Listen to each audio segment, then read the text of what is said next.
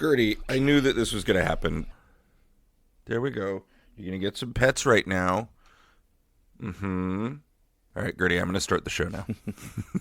If you don't mind.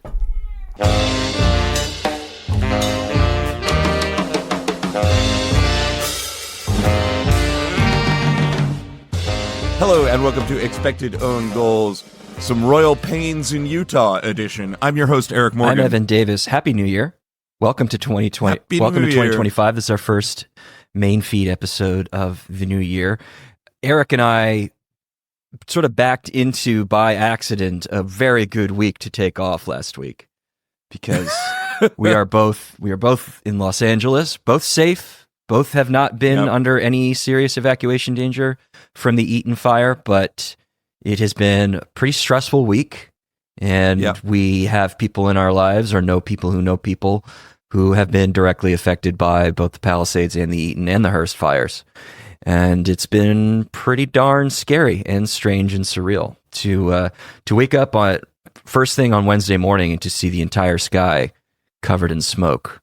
Was the final thing to check off my living in Los Angeles bingo card. I just turned the corner from my house and I could watch the Eaton fire happening on the horizon on Tuesday night, and went to a friend's for dinner on Saturday and could watch the Palisades fire from their place. Yeah.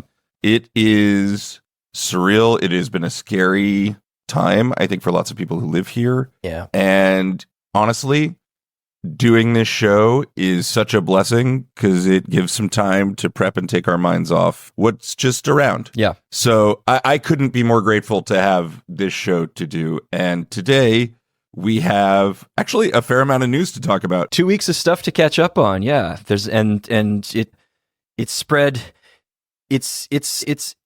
far and wide in a lot of different areas of our work. So where should we start? Do you want to chat about the U.S. rosters? Should we chat about some signings, some themes of the signing period over the last couple of weeks?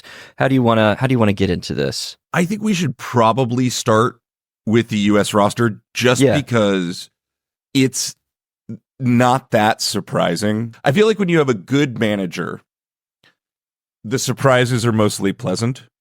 And when you have a bad manager, the surprises are ones you aren't surprised by and are deeply disappointed by. And for people wanting to hear what we have to say about Futures Camp, we're going to do a really deep dive on the Futures Camp roster for Patreon on Thursday. Yeah. We might mention a couple of interesting highlights today, but we'll mostly focus just on some swings that Emma Hayes is making with the senior team. 7 players getting their first ever call-ups, which is fantastic. There are 4 players on top of that who have been capped under Hayes, but they have not been to a World Cup or an Olympics yet, which is great to continue young senior development. And there are 3 players who have been at previous tournaments, but who have not yet been called up under Hayes, and I think it's great that they're back in the mix. So it's a very interesting collection of players.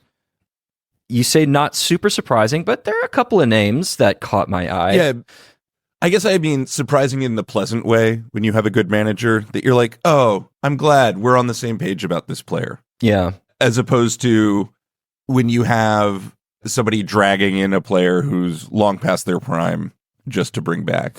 I know that there were definitely like Ellis roster drops where I was like, are you kidding? Yeah, sure. Well, and even some Andonovsky roster drops like that too. Yeah. I mean, we've said it on the show a lot that we live in a very different era with the U.S. women's national team. Hayes is the first head coach who is coaching the team without any period where the centralized contracts of U.S. athletes are with the federation rather than with the clubs. Andonovsky bridged that period, 2021 into 2022.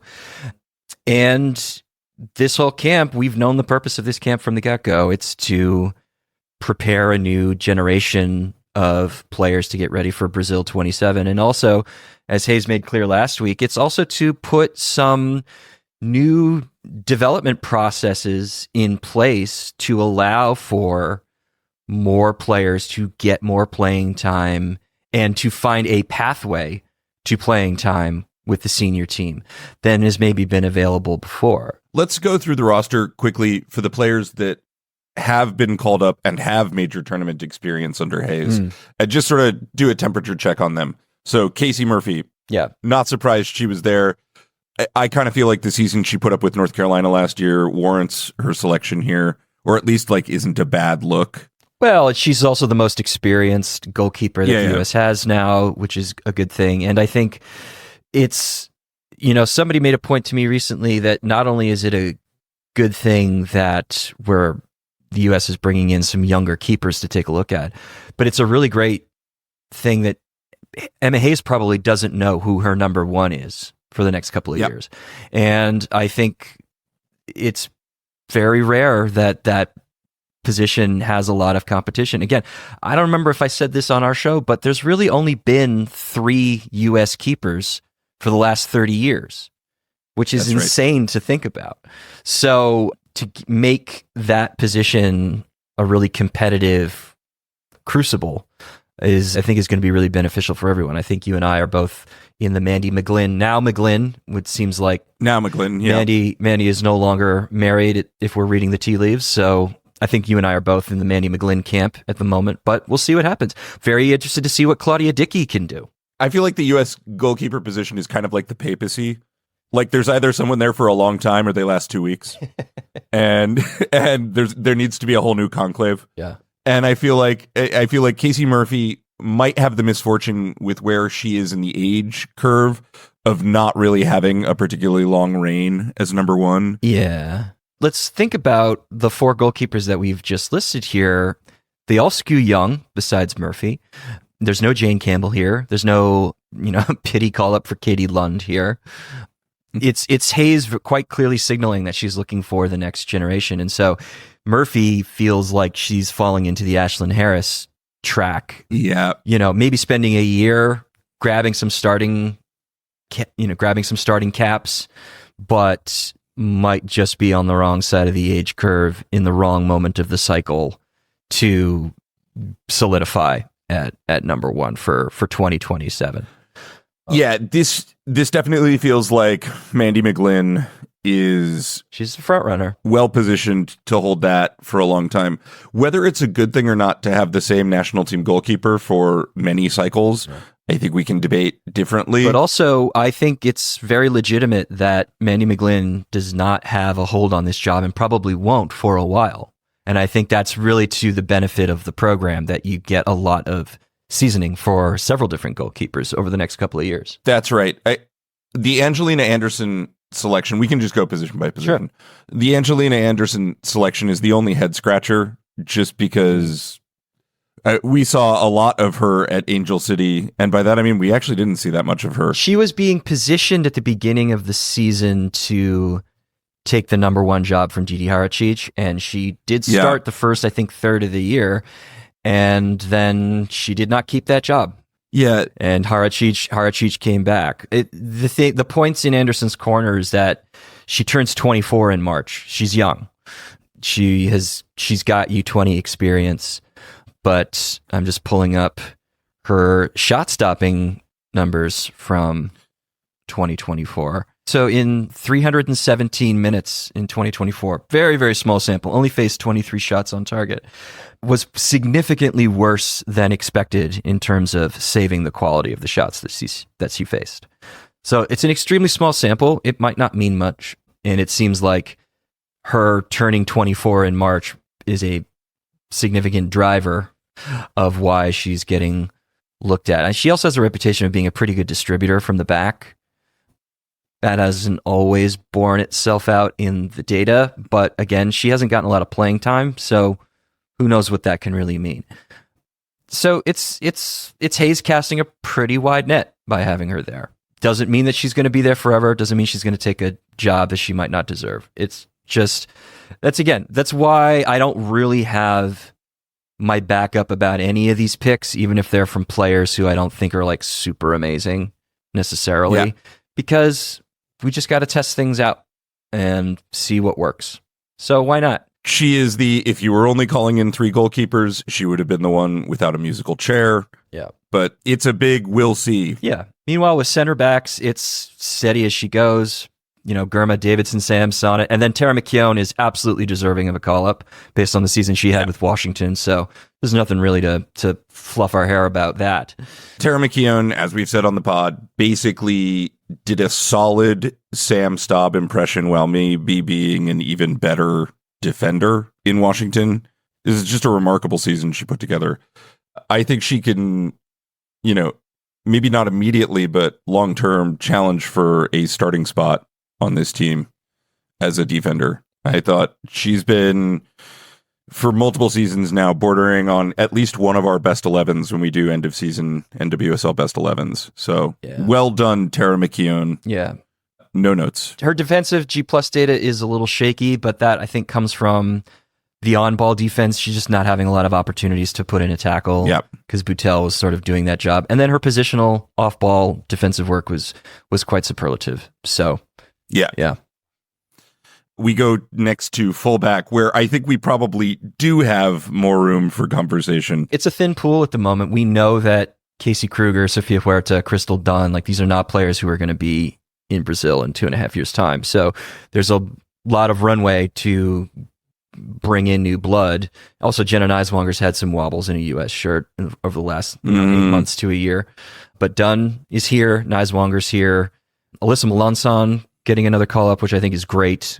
We thought she deserved it last fall, so that's to be expected. But I am a little and Ryan Williams, let's see what Ryan Williams can do. Was great last year for North Carolina. At least I believe his defensive G+ went. Yes, she was superlative.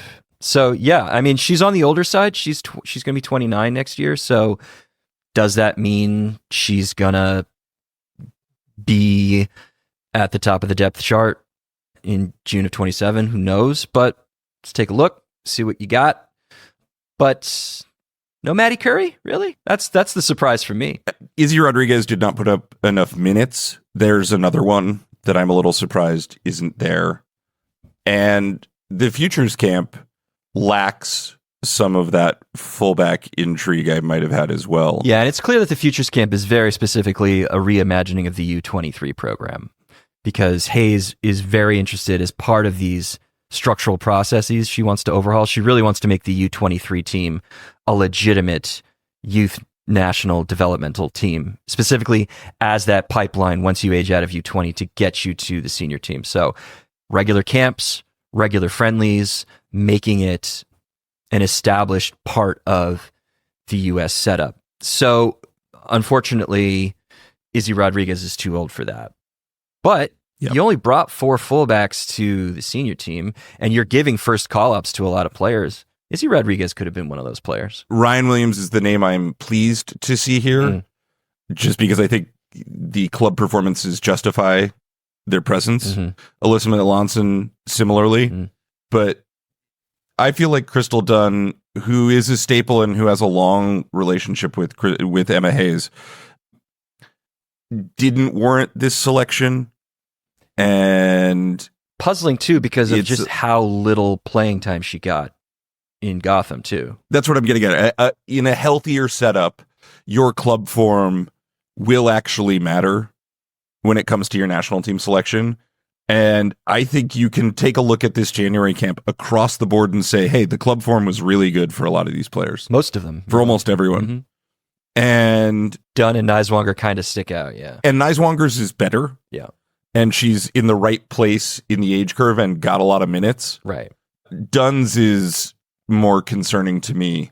And so you sort of wonder, there's some senior leadership maybe being put in here. Could be a senior leadership question. I mean, you can't call in Lindsay Horan because she's in season.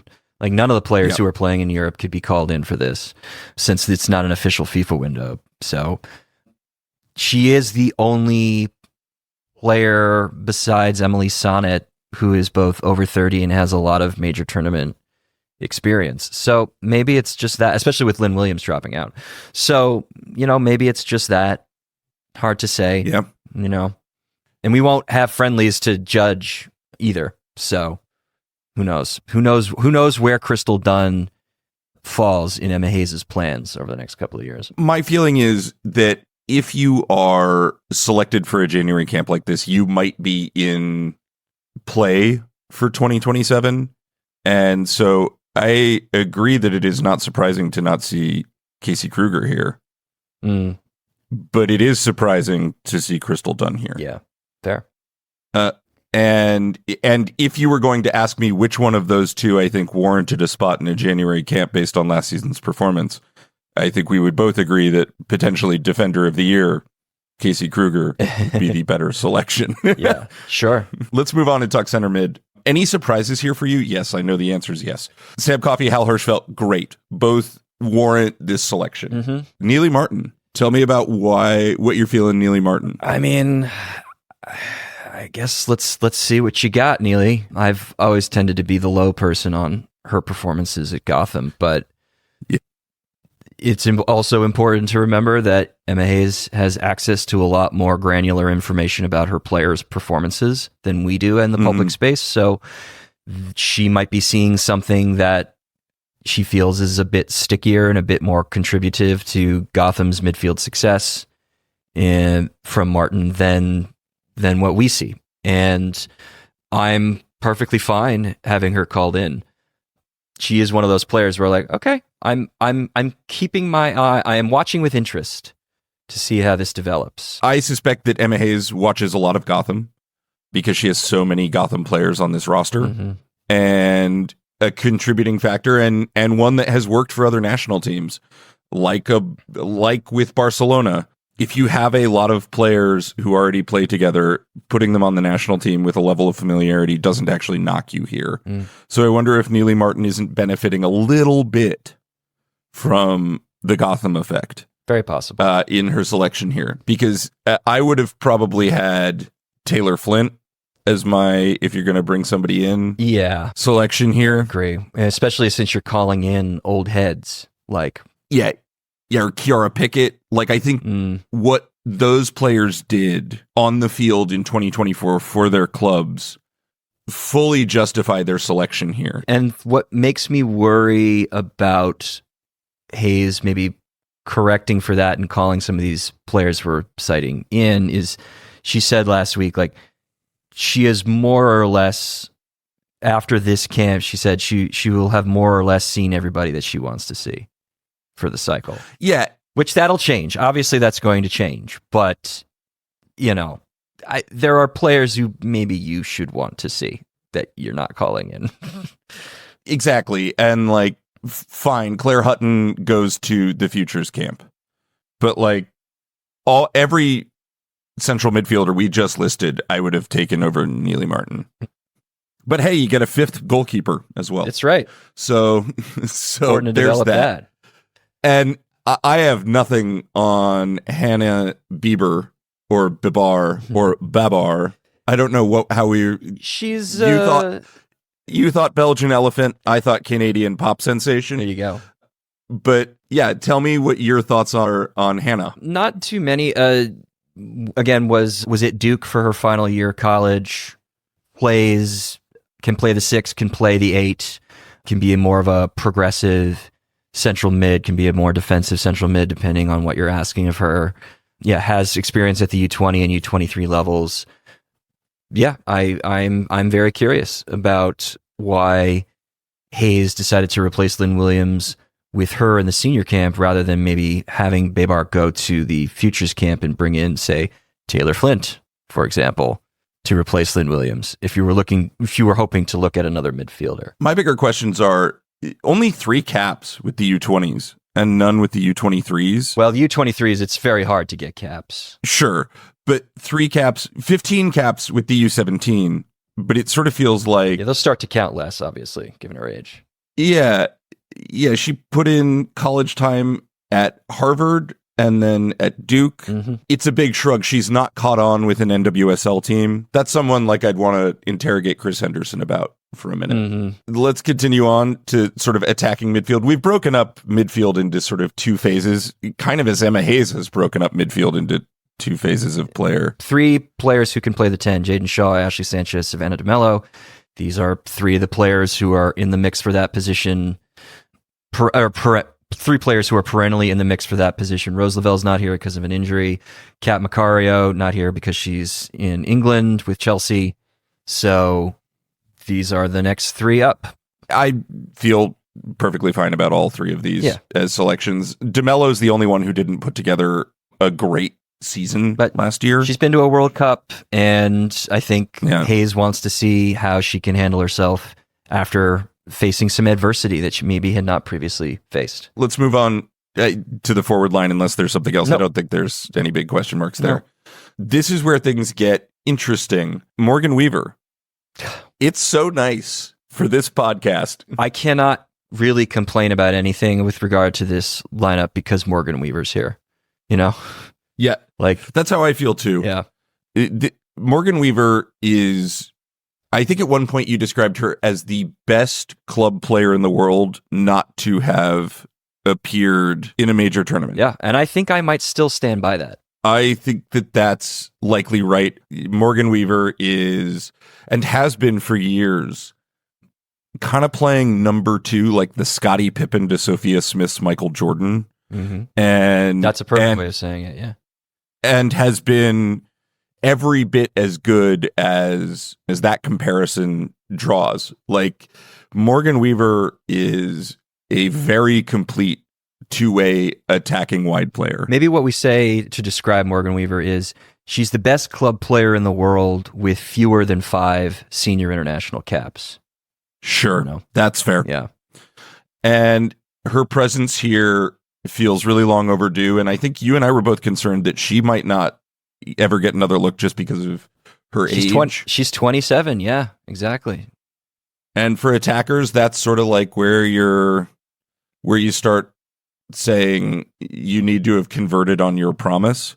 And the answer is she's converted on her promise for a long time. Many times over, in fact. Yeah, many, many times over. So this feels like a win for those of us who are analytics inclined, but I actually feel like you don't need to be analytics inclined to feel like this is a win. You just have to have watched Morgan Weaver play. Yeah, by net G plus above positional average per 96 minutes in the NWSL regular season last year. Among the forwards who are in this camp, the only two who performed better than her were Lynn Williams and Ella Stevens. That's it. Yeah. You know? Like, she's a goddamn...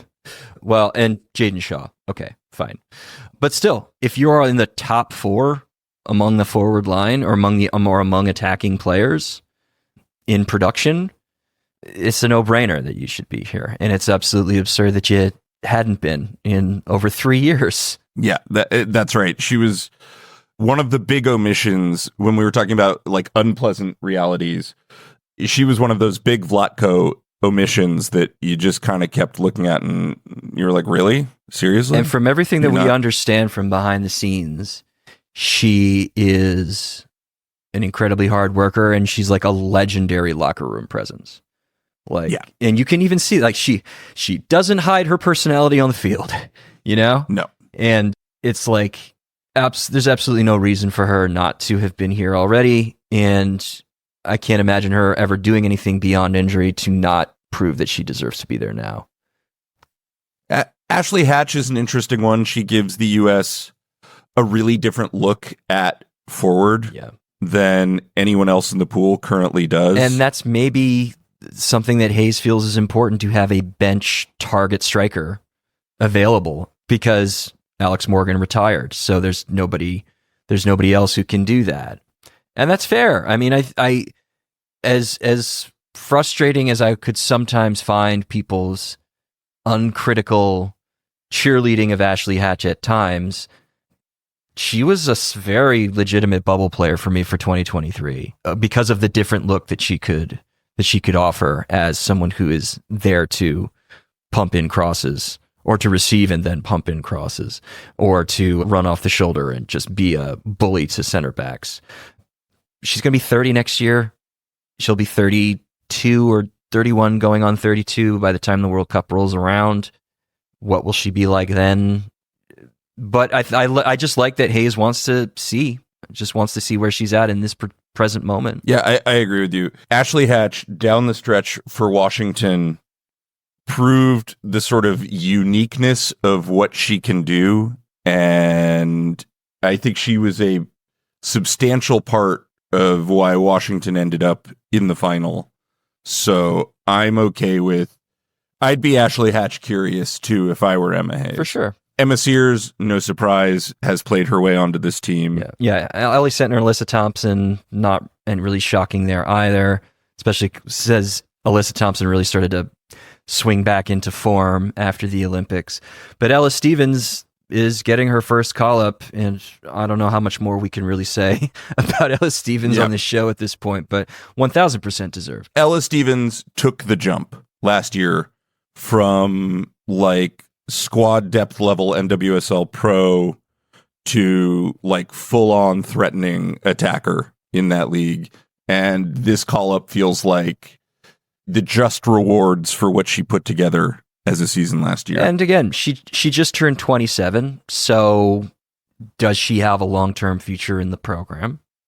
Don't know yet, but you gotta see how she handles herself in the international environment. So I think across the board there is a solid core here of veterans of both the Olympics and recent tournaments.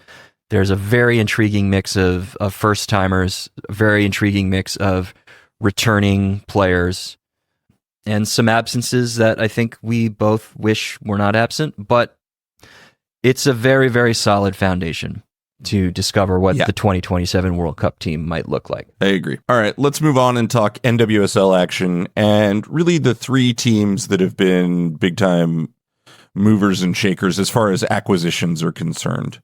And they probably aren't the three teams you or I would have considered. Well, and yes, and also they're not even necessarily the three teams who have made the highest volume of transactions, but I think these are the three teams that over the last 2 weeks have made the most consequential transactions for their futures. That's a better way of putting it. Yeah, let's talk about the consequential actions that we have seen in the NWSL. Do we start with the biggest one of all, or do we start with the team that's probably made the most of these consequential actions? I want to talk about what's going on in Utah, so I think that's probably the one that we start with, even though that might have not been either of the two that you were just talking about. I actually think this is a good place to start because a lot has happened both on and off the field with Utah. Yeah, I think they are doing some pretty good business, and they are also in the spotlight for some pretty shitty things some people in that organization are alleged to have done in the first half of 2024. So where to start? Let's start with the good before we get to the bad, or the interesting before we get to the bad. I think tying up Mandy McGlynn for 5 years is just a great piece of work. What a coup. Yeah, the single best player got in expansion, I think, at this point, and now tied down for essentially peak seasons and made a cornerstone of your franchise. She is the only player in the entire league who is guaranteed and under contract in 2029. Yep. It's kind of wild. For me, I think maybe the next most fascinating signing is Aisha Solorzano. Hell yeah. Who like we had talked about when we were talking to Amy Lopez. We were basically like, this kind of feels like someone who's going to make a big jump, because she was at Tijuana last year, but put up like, at least according to Y-Scouts numbers, she put up like 0.6 non-penalty XG plus XA per 96, which was excellent. And one of the few players who was not like, a really high profile. She's one of the few players not on one of the big five teams at the top of that leaderboard. She's Guatemalan, so she's not on a high profile international program. She played for Tijuana, who had a very nice season for Tijuana in the Clausura or in the Apertura in the fall. But yeah, I mean, someone who could have easily missed, even if you were watching a lot of Liga MX Femenil. But she signed a 3-year deal, is turning 27 next year. And if I were to put money on it, feels like she is going to be the starting number 9 for Utah. And what a pickup. How many goals did she score for Tijuana last year? Question. Yeah, she had 16 and 16. Yeah, that's great. And that is just very impressive. And to do that without much in the way of teammate support. Yeah, for the Apertura, she was second in the Golden Boot race. 2 goals behind Charlene Corral. Like, incredible stuff. This is also likely for an international transfer, not super expensive. And it's a great move all around. It's a great move for Solorzano. It's a great move for Utah. This is a player that when we had Amy Lopez on, I think I had thought would be a good fit for Bay as backup to Asisata Schwala before Hawking had made her move over. Mm-hmm. Yeah, this is an exciting signing. How are you feeling about Ana Maria Guzman and Mia Justice? They needed to stock up on a backup goalkeeper because Carly Nelson left in free agency. Mm-hmm. So I think Justice certainly with Tegan Y has a reputation of being the best college goalkeeper available. So if you are planning on, and she's at the Futures Camp, so if this is your plan to have her as the third string keeper, maybe compete for full on backup spot, I think it's a nice little piece. Ana Maria Guzman, very, very young player. She's only going to be 19 and needed minutes. She's signed with Bayern Munich and got loaned out to try and gain some senior level experience. Has sort of like been sniffing around the edges of the Colombia national team, but is just pretty unseasoned. So I don't really know what to expect from Guzman. Or she's going to be 20 next year, rather. So this feels like attacking depth. You know, it's hard for me to see her unseating Ali Sentner, Chloe Lacasse, Mina Tanaka, Aisha Solorzano, Paige Monahan. Like, that feels like the depth chart in terms of their attack at the moment. But don't you feel like she's probably going to end up playing fullback for them? Very possibly. Very possibly. Yeah. Like, that's sort of where I see her naturally sliding in. But I like it as a piece. Go get interesting 19 and 20-year-olds. Yeah, I mean, if you can't re-sign Zoe Burns, your depth at fullback becomes Olivia Smith-Griffiths, who had a acceptable, I think, rookie year, if not a great one, and Madison Pogarsh, who was terrible. So if Ana Maria Guzman can demonstrate that she has both defensive acumen and is comfortable playing wide, then transitioning her into a fullback is not the worst idea in the world. We'll just see if that is what Jimmy Kunratz wants to do. So, yeah, no, but Solorzano is the highlight. And again, just looking at locking up McGlynn for 5 years, trading for Alex Loera, getting Solorzano. You still you potentially can still get a tune out of Lacasse and Tanaka. You have Claudia Zornosa. Like, this is just, and you re-signed Paige Monahan. You extended Paige Monahan for 3 years. Like, this is just a really interesting team right now. And we've said that before, and it's not like they're getting less interesting or they're holding serve. They continue to get more interesting. That's right. They currently have 24 players under contract for next year. So there is still some room. Mm-hmm. Like, they might have one or two more things up their sleeve. Mm-hmm. You look at this roster top to bottom, and you have to think they have some money there. Oh, they got money. They absolutely have money. Exactly. So they shouldn't be done. That's sort of what we're getting at. Kelly Cousins should be out making moves still.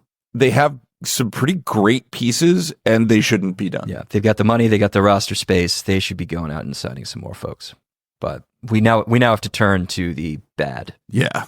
Carly Nelson, backup goalkeeper for Utah last year, I believe a Utah native as well, posted to Instagram allegations of harassment and emotional abuse suffered at the hands of members of the Utah Royals coaching staff, and implied that there were people or a person in the front office that protected the abusers, that is, and that mid-season some of these people were no longer with the club. But in Nelson's words, the damage had been done, and that is why she ended up taking an extended excused absence, which is how it was filed with the availability reports, but now we know was an extended mental health leave from the league. She's a free agent now. She almost certainly will not be coming back to Utah. But I think if we can read between the lines and basing hirings and firings and the timelines of all of that, it feels as if the people she is talking about are Amy Rodriguez, goalkeeper coach Maryse Barb-Martel, and Royals president Michelle Heinchik, who, by the way, was a high school soccer teammate of A-Rod's and was the primary driver of getting A-Rod hired. Those three people are no longer with the club. Heinchik was not fired, but rather reassigned within the broader David Blitzer organization, a transition that was announced in June when A-Rod and Barb-Martel got fired, but it didn't actually become official, I've come to discover, until last month in December. So she is still working for David Blitzer, even if she's not working for the Utah Royals directly. Kudos to Carly Nelson for coming out and saying something that is really, really challenging to say in a professional environment and yet needs saying. And in the context of what's going on with the San Diego Wave lawsuit, it is important to not allow for the bad actors in these situations to argue that it was just one bad apple or a few bad apples or what have you. We need to get people on the record about their behavior and understand that there's still a lot of work to do in how we address the workplace environments of NWSL teams and women's soccer and women's sports more generally. So it's really important. I mean, I feel awful that Carly Nelson had to go through this and that she's still clearly struggling with it. We don't talk enough about the mental part of the game and the bad actors that can really change the fortunes of your career. Mm-hmm. And so anytime a player sheds light on something like this, you have to take it extraordinarily seriously. Yeah. Let's move on to fucked club number 2, San Diego. In so many ways, there is a 6th person added to the lawsuit against the club alleging workplace harassment and emotional abuse. So on top of that, they officially announced Yona Shaidaval as their head coach, which we knew was coming based on the news being broken before the holidays. But right now, in this moment, as of Monday, January 13th at 12:15 p.m. Pacific time, they only have 17 players on their roster. It's insane. And it's not like they are not making a lot of additions. It's just they're making a lot of subtractions. Players are going out the door at the moment. There was room for some serious roster turnover here. And this will help us transition to the next team that we're talking about. I think subtraction by subtraction is mostly what we are dealing with here. Mm-hmm. I don't know how San Diego fields a good team next year. Now, granted, they have made some college signings that are very good. Yeah, arguably would have been top 5 overall draft picks if we'd had a draft this year. But they're the only signings. They're the only players that they've brought in. Now, we'll bust their chops about only having 17 on their roster at the moment. They do have 2 months to get at least 9 more players on their roster, in fairness to them. But the wind is not blowing in a good direction. Like the rumors of Naomi Gurva leaving for Europe have not abated.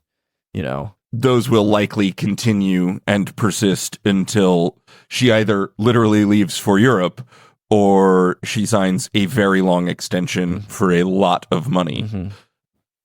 Trinity Byers may end up being a solid enough replacement for Jaden Shaw that this isn't noticed, but you're taking one of the best, if not the best, young player in the NWSL and shipping her out, and for some cash that you have yet to show the intention of spending well. And Trinity Byers is injured, so she's not even going to be able to start the season, most likely. That's right. This is a team that feels like it's in full rebuild mode and maybe shouldn't be. You've got age 28 Delphine Cascarino, age 29 Maria Sanchez, age 31 Mackenzie Doniak, age 28 Savannah McCaskill. That's win now ages. Yep. Especially for players of the caliber that Cascarino and to some extent Sanchez and McCaskill offer you. Like, this is your window to do something with that particular roster. And right now it's just, you throw your hands up and you just sort of say, what is going on? Now, if the theory of of transferring Jaden Shaw is that she's not in the window to win now, and we need to free up money and bring in a bunch of players. The clock is ticking on that, and I'd love to see it start happening if I'm a San Diego Wave supporter. Yeah. But right now, there is just so much uncertainty, and GM Camille Ashton at this point left Kansas City in a dust cloud and seems to be doing similar stuff here. Speaking of addition by subtraction, it feels like teams get better with not Camille Ashton in charge. And Idaval and Ashton are not exactly carrying the reputations one might hope for a club going through what should be some soul searching. Insofar in the ways that they handle roster management. Like Idaval, after the signing was announced, said his biggest regret and the reason he felt he had to move on from Arsenal was that he mishandled the Viv Miedema signing, in not re-signing her and also the way in which that process sort of unfolded. That was the moment where he lost the trust of Arsenal supporters. So that's also an issue that Camille Ashton is reputed to have, that she does not communicate well with players that she ships at the drop of a dime. So they're great bedfellows in that regard. And like, what if you had, say, a really dynamic attacker upon whom your entire team's future was riding, and you had that player, and your personalities were enough to suggest to that player it was time to get the hell out of Dodge? Oh wait, it just absolutely happened. Jaden Shaw has been transferred to the North Carolina Courage. How are you feeling about this transfer for North Carolina? Let's talk through some of the details about that to connect San Diego to North Carolina. Like, Shaw, if folks remember, did not want to play in San Diego when she was 17 and was about to enter the league. But Jill Ellis, as club president, snatched up her discovery rights under the cover of night. And then Shaw had no choice. She was like, well, if you want to play in the NWSL, you're going to have to play for me. So I don't think that endeared Shaw to the organization. Now, new ownership, Ellis is gone, new GM, et cetera, and so forth. But it seems as though Shaw had been agitating for a transfer for quite a while. And this is how we get it done. It's not been officially announced by either the Courage or the Wave yet, but the reporters who have broken this story, namely Jeff Kassouf over at Equalizer, he does not break news unless he knows he's got a story buttoned up. So this has happened, and we don't know the amount of money. It is going to be an all cash, essentially an intra-league transfer. We don't know for how much, but it is implied that it could be the largest intra-league transfer in league history. I'll go out and say it should be. Yeah. If it turns out not to be, San Diego didn't get their money's worth. No. And Shaw ends up in a North Carolina team where I have questions about fit, but it's a good player to add to your squad no matter what. And if you have the opportunity to go and grab a Jaden Shaw and you have the room to do so financially, you absolutely should. And then figure out the fit later. I think that Sean Nahas, for whatever you want to say about him, is implying that he's ready to reimagine North Carolina's attack. Because the reason that we're citing North Carolina here is not just because of Shaw, but also because they signed Hannah Betfort, who was on the free agent market after a year at Utah.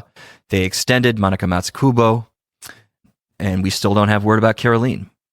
That is telling me that maybe they think Caroline's not coming back, and so they need to add a great deal of attacking dynamism in the form of a superstar. And North Carolina last year, they were in 10th place on XG produced in the entire league for a team that has such a highly defined tactical identity and doesn't waver from it, for a team that has managed to make the playoffs in 2 out of the 3 years that Nahas has coached them. They are pretty toothless in front of goal because they're 10th on XG, but they were also, 6th, but a soft 6th in terms of the non-penalty goals they actually scored. So this is a group that needed to reinvent itself attacking wise. And if you can figure out a way to not shackle Shaw to a way too structured possession system and actually decide to reimagine your tactics with her as the axis around which everything else spins. Well, goddamn, man, because, Monica still could end up becoming a pretty decent player. You have Ashley Sanchez there. Tyler Lucy and Haley Hopkins are decent pieces, even though they're not central to, or they shouldn't be central to your attack. Betfort is a very nice number 9. Like, there's stuff to work with here. And Jaden Shaw is one of those players that doesn't matter where she plays, doesn't matter what system she's in, she's going to make you better. Full stop. And given her age, if you play your cards right, if you hire a good GM to replace Kurt Johnson, and that is a massive if you can figure out some other elements of off-field structure and infrastructure around North Carolina, in other words, if you commit to Shaw to making the team, to investing in the team and making the team better off the field as well as on it, you potentially have a generational talisman in your lap right now. My hesitations here are because I think you could be right, but Sean Nahas has been probably the most rigid. I don't think it's probably. I think it's system manager in the league. He has been. Yeah. He has been. He has been the least flexible mind tactically in the league for some time. For as good as Jaden Shaw is, she is not Caroline yet. And it seems increasingly clear to me, especially with the outlay of cash that it took to get Jaden Shaw, that Caroline is not coming back. I think you're right. Caroline is not coming back to a team that was pretty anemic without her. And Jaden Shaw gets you like 80% of the way there, but fits a lot less well with Ashley Sanchez. This is actually the point, because Jaden Shaw and Caroline don't play the same position. So even if Jaden Shaw is 100% on just raw talent, she's still not going to slot in at right wing, because we saw when both Emma Hayes / Twyla Kilgore and whoever was coaching San Diego at any given moment, whenever they tried to shunt Shaw out wide, it didn't quite click in the same way when she was playing underneath as a false nine or as a number 10. Just a little insight into the way in which Evan and I talk about this. We were immediately texting about this Shaw transfer, and my concerns were, we sort of talked about the ways in which we imagine Nahas deploying her. And she's obviously a great signing for any team, but the idea that she'll be shunted to the wing, bad outcome for both player and frankly for team. That Nahas builds a double 10, which, given the players on your roster, is probably the sensible thing to do, to completely reimagine your system, which is door number 2, as you've explained. Or he'll make her a false 9, which is such a completely different role and demanding role to ask of a Jaden Shaw. And while I think it could work, Jaden Shaw has proved to be one of the best face-up attacking the goal with the ball at her feet players in the young players in the world. With her back to goal, we have just not seen that player yet. It's a completely new role. So that's the issue with false 9. When you're talking about a double 10, you are going to have a ton of passing movement high up the pitch in the attacking third and moving into the box, and that's great. But all of a sudden, you only have a single pivot in midfield, and Denise O'Sullivan cannot do that anymore. Nairumi Mira is with the Washington Spirit now. Riley Jackson, is she a defensively minded midfielder? Is she ready to step up into a starting role, given her age and how little experience she got last year? Open questions. Do you have the money to go get a 6 to help O'Sullivan out in a structure like that? It just completely unbalances your midfield, as good as that setup would be, with 5 primary attackers filling all 5 attacking channels at once. There's just not a lot of defensive cover or progression from deeper areas. And then with the wing, she just doesn't have that vision for wide play sort of built into her. Now, she's young enough that she could potentially learn how to be a pretty solid wide attacking force. And it's maybe worth considering. I know that's why Kilgore and Hayes considered it, because there are just so many players in the U.S. pool whose best position is number 10 that you can't have them all playing there at the same time. And you've got Rose Lavelle and Lindsey Horan sort of gumming up the works there too. So you can't not have Shaw on the field. So where do you put her? At the age that she is, she could develop those wide attacking skills. Is this the moment where that could occur? We just haven't seen it yet. Yeah, my feeling is Jaden Shaw has been very good on a team that missed the playoffs, and that might be the case again next season. Maybe. Like, I think that North Carolina is so thin in so many different ways, and if you're going to play a double 10, you need to be on some level, unless you are literally Barcelona, comfortable with the idea of losing possession. Yeah. And there is absolutely nothing in Sean Nahas's DNA that says he is comfortable with the idea of losing possession. Teams that run 210s out also tend to have better attacking pieces around these 210s than just the 210s themselves. Like, they need to have finishing product. Again, Matsukubo could become that player. But I look at this roster and it's like Pinto, Betfort, who was okay. She was good in small bursts in Portland. She was okay in Utah on a bad team. It's kind of hard to assess how she'll fit here. I think she's probably the day one starter, but like, she is not yet a goal machine. And she is entering a period of her career where we're kind of like closer to certain about what kind of player she is. And so many things need to line up, and there needs to be a tolerance for a certain amount of discomfort. There needs to be like a Seb Hines, Haley Carter level of comfort with like this shit not working for many months on end. Yeah. To get it right eventually. Like, if North Carolina is like 2025 is we figure out what we have with Jaden Shaw and Ashley Sanchez, and we just work that system.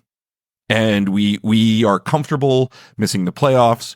We just want to make sure that this nucleus that we believe can win championships has the reps in.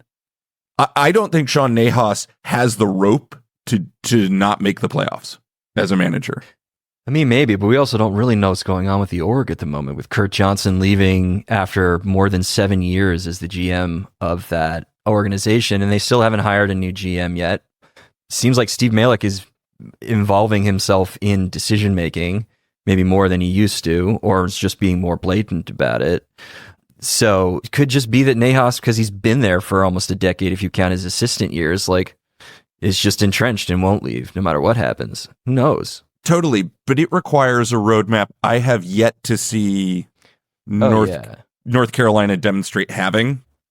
Yeah, and also Nahas holds himself in very high regard. Yeah. So he is not going to just say, after he's been spending more than 2 years being like, we know how we want to play, we think it's the right way to play, and we're not going to waver from that. I don't see him all of a sudden shuffling the tactical deck just because Jaden Shaw's here now. That's exactly it. So that then speaks exactly to your concerns, which I frankly my concerns as well. Like, it doesn't feel like it feels like she's a square peg in a round hole. Yeah, and she might be the better square peg than Ashley Sanchez for this team, but the one role you didn't need to replace last year was what Ashley Sanchez gave you in North Carolina.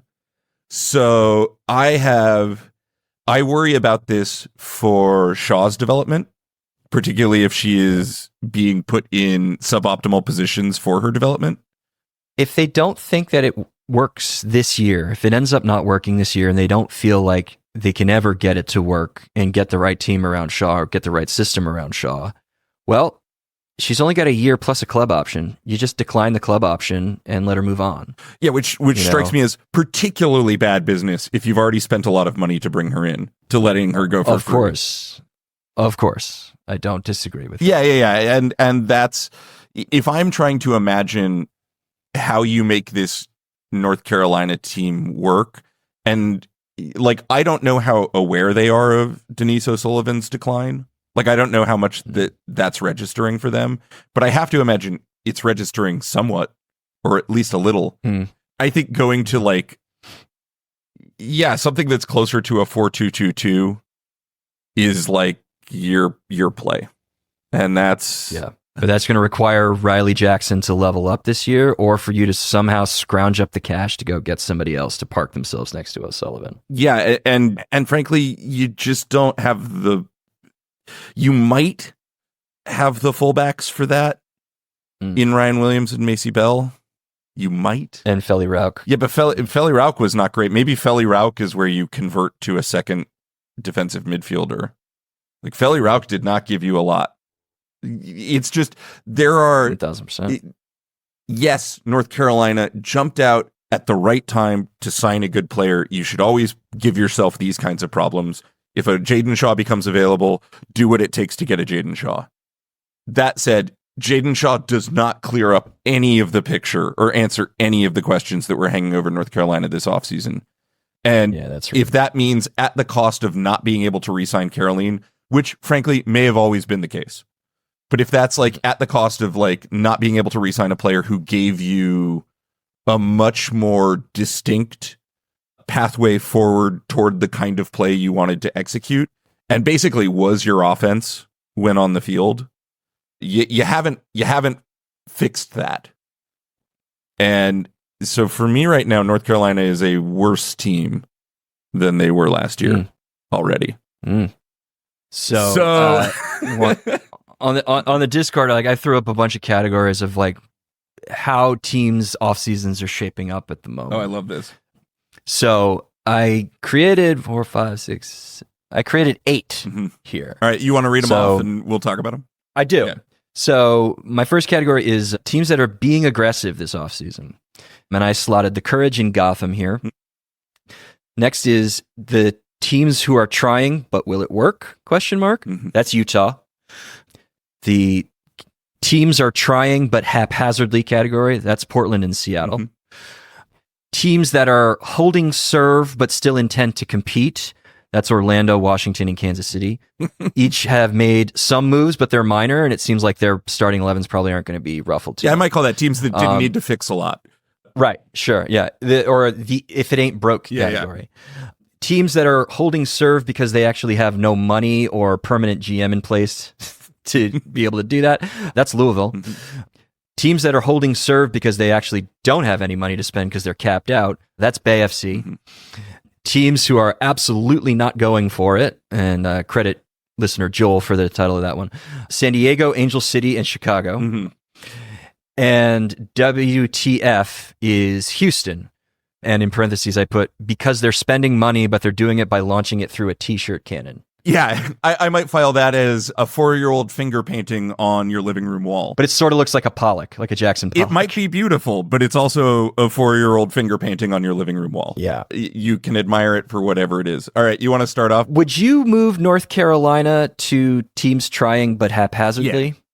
Yeah, and I don't have a problem with that. Emphasis on trying. Like, they are trying. I suspect they also tried to re-sign Caroline. And look, if they re-sign Caroline, own goal on me.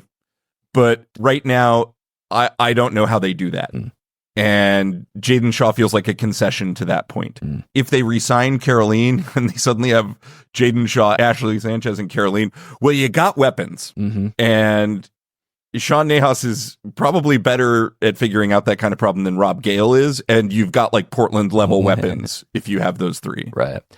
So which other teams would you maybe move into a different category?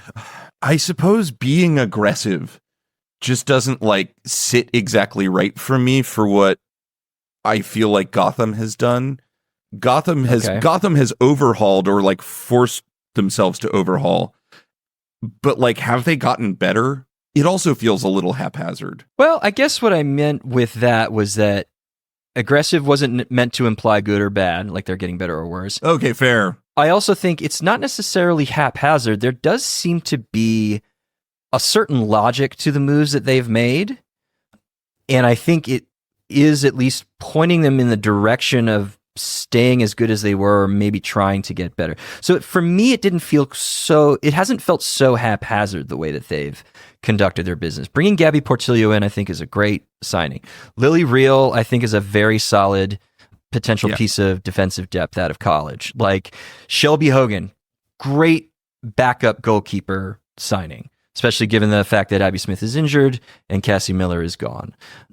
Some of the other ones that they've done, like, Ryan Campbell fills out your goalkeeper core. Like Jalen Howell is a great way to replace Delaney Sheehan. Like, and then they've still, and also Maitane, and they've still got like most of their 11 in place. So for me, it felt like aggressive fit a team that has made a lot of moves in both directions, letting players leave and having players come in, but also seeming to address particular needs that could benefit them in the future. So it didn't quite feel haphazard to me. I mean this in the nicest way possible, but I feel like they have a very large bucket that they are scooping water out of their leaky raft in. You know, like they have been leaking players. There have been huge departures, just a byproduct of like the sort of win now attitude that they had to take or that they chose to take. Okay. And they are doing an adequate job right now of, for all the water pouring in, being able to scoop it out. I'm just not sure they've gotten themselves better. I suppose that's aggressive, but it's almost aggressive because they have to be, as opposed to like the Courage who are like being aggressive haphazard. Like, I don't think that there's any team that like, I get what you're getting at, but yeah, they feel like they're very efficiently scooping the water as it leaks in out. And like, I like some of their solves, but none of them are like guaranteed banger hits, even though I suspect several of them will hit. Like, I suspect Gabby Portillo will be a hit, and I suspect Jalen Howell will be a hit, but they're not like, these are not the signings of Tierna Davidson, Rose Lavelle, Emily Sonnet. Right. Yeah. Sure. Any other teams you feel need to move? Haphazardly, probably true for the Thorns, probably true for the Reign in really different ways. Like, I think why the Reign decided to cast off a 25-year-old midfielder, or a soon-to-be 25-year-old midfielder, in favor of an aging striker who's going to play on turf, I'll never know. Lynn Williams, great player. Team's trying, but will it work? That's sort of the same. The Thorns, you need another center back. You got Sam Hyatt, great work. Diane, they have a 1 clear starter, and 2, I don't know what you do with Obeys and Diane. I think you're bang on correct about the Pride, the Spirit, and Kansas City all holding to compete. These teams don't need to do a lot. And they haven't yet. But like, the Pride have, the Pride re-signed Marta, great. Grace Chanda's there. Like, the Pride could be like marginally better than they were last season, even. Yeah, got some center back depth in signing Zara Chavoshi out of Wake Forest. Yeah, and then for Washington, Narumi Mira papers the crack that Andy Sullivan's ACL recovery created. Emma Gaines Ramos seems like it could be an interesting attacking piece. This game goes for Tamara Bolt and Deborah Abiodun at a Pitt. So yeah, nothing major, nothing sexy. The team is still the team. Yeah. So, and Kansas City lacked some flexibility, but generally speaking, they are a year older, which is like of mild concern, but they were the best team in the regular season last year. Yeah. Yeah. So like, no concerns there. Holding because they have no money, perma GM. Yeah, no, that's Louisville. Holding because they won't be a team in 2026 or 2027. Yeah, also possibly that as a title. Yeah. Holding because they have no cap space. Yeah, Bay. Moving Luera on, it seems like she was surplus to needs at that point, and they'd sort of solved the midfield problem. You know, we've said it a million times, the Dana Castellanos piece really does put them with one hand tied behind their back. Yeah, and otherwise they signed 2 college players and re-signed a bunch of role players who didn't get many minutes last year. Like, this is still basically the same team, and none of those moves suggest that they have real money to go buy someone who will make an impact. I almost think teams absolutely not going for it is like teams delusionally thinking they are going for it and absolutely not going for it. Because I don't think San Diego for a second thinks they're not going for it. They signed Jonas Eideval. Oh, yeah. I don't think Angel City has the self-awareness to not think that they are already with the talent required to win. Julia Ehrman remains team president, and now she technically could work in could work with player transactions again since it's after January 1. It's all horrifying. But I like Julie Dufour. They didn't need Julie Dufour, but I like Julie Dufour. Team that still doesn't have a GM either. If Vanessa Gilles comes back, I like their back line a lot more. Macy Hodge, interesting college signing. But yeah, and then Chicago, I don't know. Yeah, I mean, they signed Maitane. It's a nice pickup. See what she's like now that she can be fully healthy. But otherwise, like, you're not going to have Sam Staub for the first half of the year. You're still relying on pieces that created the season that you had last year.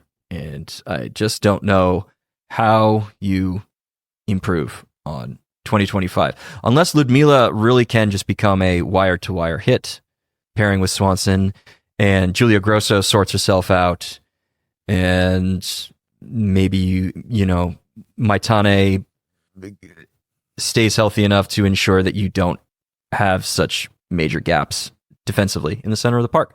And if all of that can happen, maybe you got a punter's chance. But right now, it feels like you're standing pat. And, you know, our good friends over at Gal Pal Sports, you know, posted on social media. It's like, don't worry, signings are coming.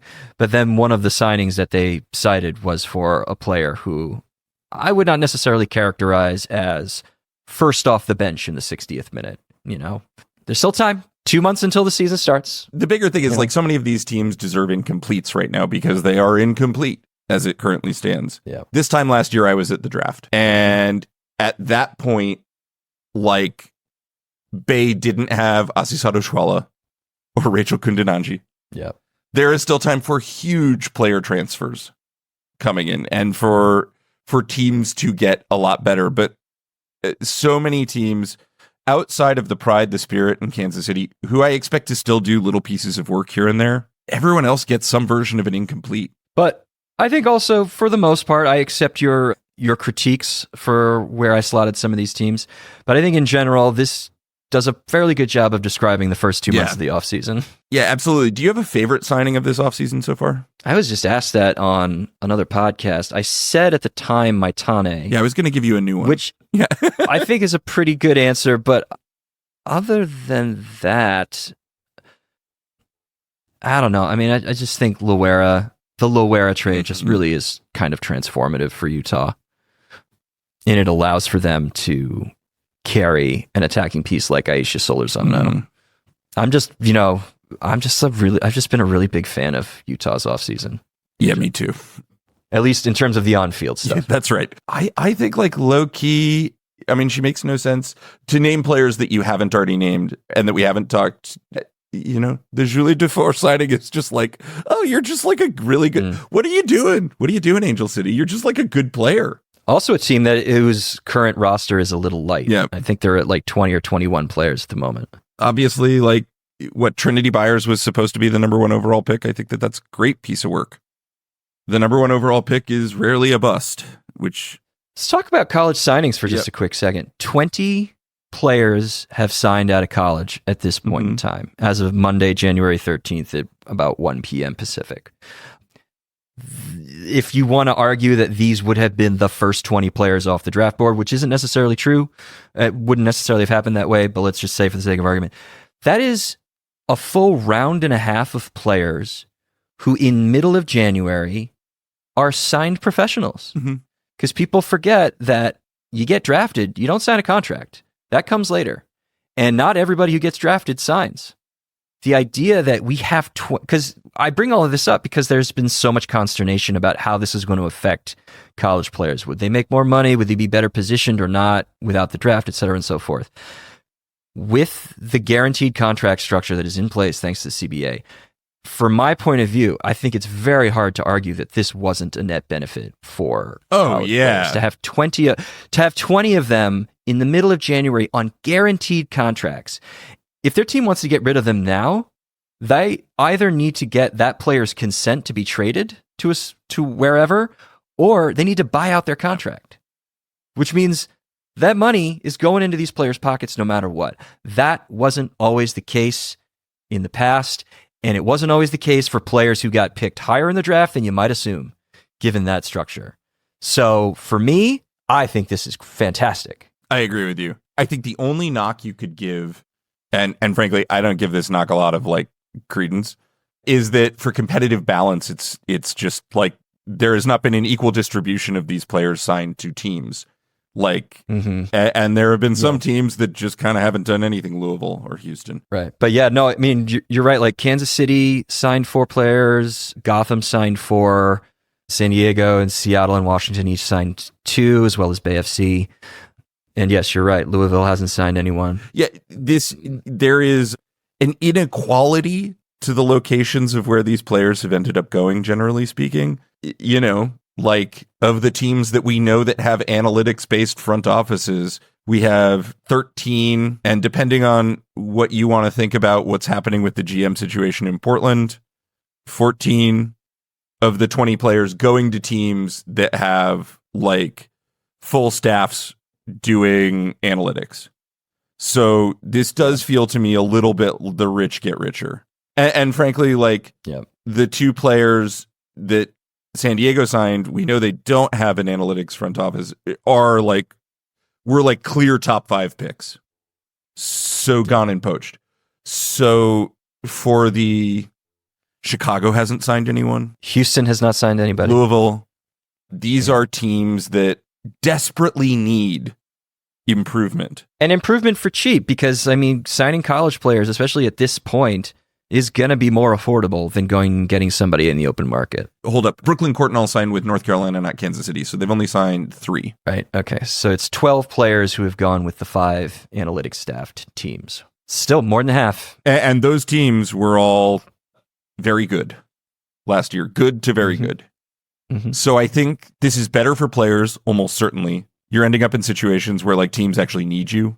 But like for the NWSL Parity League, these college signings have not come with some sort of equal distribution of talent. Yeah, but like, I mean, are Mary Long and Katie Scott really going to make an impact at Kansas City? Maybe they will, maybe they won't. And it's the same thing with like Kaya Harper and Zara Chavoshi and Pietra Torden. Like, these are not necessarily home run signings, so it might not be upsetting competitive balance.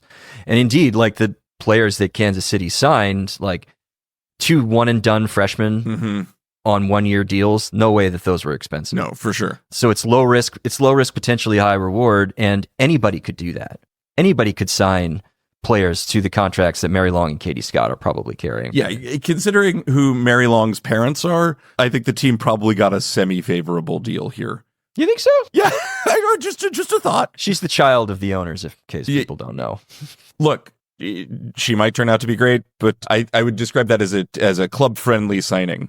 Yeah. But this is all to say that like that was those options were available to Chicago, Houston, Louisville easily.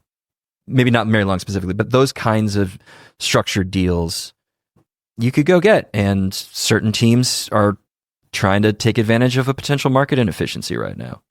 So I don't really give a shit if it upsets competitive balance. A, because it's not guaranteed to upset competitive balance, but like this is a choice that Louisville and Chicago and Houston are making. This isn't being foisted upon them that they can't go out and get these players. And also to the point of parity last year, and it's worth mentioning here that Washington won the draft. Yeah. Like they just won the draft last year. They got Croy Bethune, Hal Hirschfeld, McKenna Morris. Yeah. They all in the first round. Yeah. This is no different than what happened, but also, and they got Courtney Brown. Yeah. in the 4th. Nice work. Like, you can get it. They won the draft. So winning this offseason, there's on some level not been parity with the draft anyway. Some teams just do a lot better. It's all wait and see, but I think the thing that we can be conclusive about is that 20 people who were only a couple of months ago college amateurs are now going to be walking away with multiple 5-figure amounts of money in their pockets, no matter what. And I think that's fantastic. Yeah, I agree. So, all right. Anything else you want to cover? No, we went very, very long. Happy New Year to everybody. Thank you so much for listening. Happy to be back every Tuesday in your main feed. If you are new to the show, hope you give us a review and rate us 5 stars on whatever podcatcher app you use. You can follow us as well. Tell all your friends about us. Follow us on social media at XOwnGoals. That's the letter X Own Goals.